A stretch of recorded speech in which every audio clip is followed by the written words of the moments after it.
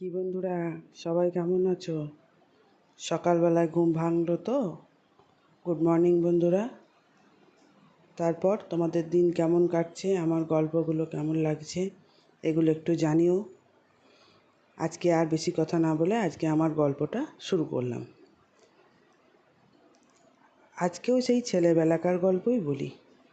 আমাদের বাড়িতে বিরাট উঠোন ছিল এবং ওতে একটা বিশাল পেয়ারা গাছ ছিল। খুব সুন্দর পেয়ারা ধরতো, খেতেও যেমন সুস্বাদু, দেখতেও মারাত্মক। তো গাছটা অনেক বড় হয়ে যাওয়াতে ঠাকুমা বলল কি একটা ডাল একটা গুঁড়ি কেটে দিই, অনেক ডালাপালা বেরোচ্ছে, তো এবার একটু ছোট করে দিই। তো একটা গুঁড়ি কেটে ছোট করে দিল, একটা রইল, একটা ছোট করে দিল, কারণ অনেক বড় গাছটা উঠোনের মধ্যে থাকলে পাতা পড়ছে, লোকের যাতায়াতের অসুবিধা হচ্ছে, তো সেই জন্য বলল কেটে দিই।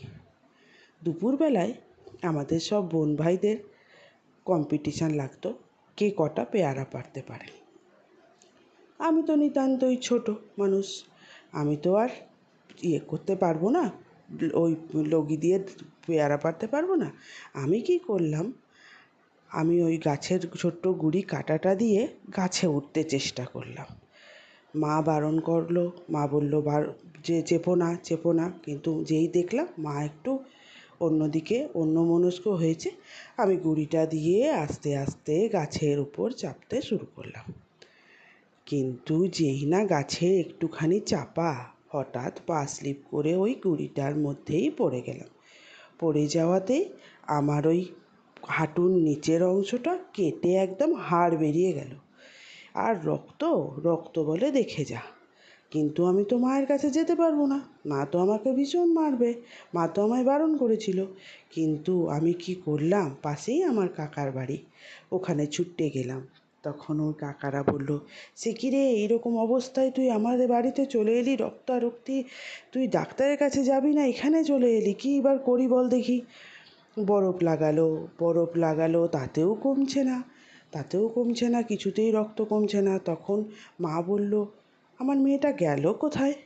তখন খুঁজতে চলে গেল কাকিমাদের বাড়িতে। বলে, এই দেখো এইখানে তোমার মেয়ে বসে আছে, পা কাটিয়েছে। বলে, সে কি? দেখছে, হ্যাঁ ঠিক পায়ের সেই সাদা হাড়টা দেখা যাচ্ছে, পা পুরো একদম কেটে চৌফাটা হয়ে গেছে।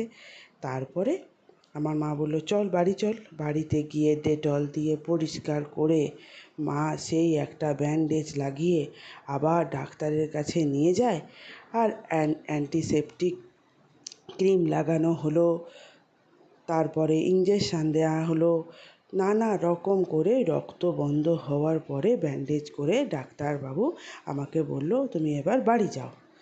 বাড়িতে গিয়ে মা বলল, দেখলি তো কথা না শোনার পরিণাম। তো বন্ধুরা, তুমি দেখতে পাচ্ছ তো যে আমি কত দুষ্টু ছিলাম। সুতরাং তোমরাও এই দুষ্টুমি করো না, মা বাবার কথা শোনো, তাহলেই তোমাদের ভালো হবে। দেখছো আমি তো কত বদমেজাজি, কত রাগী ছিলাম, যে সব সময় নিজের মতন করে আমি বাঁচতে চেয়েছি।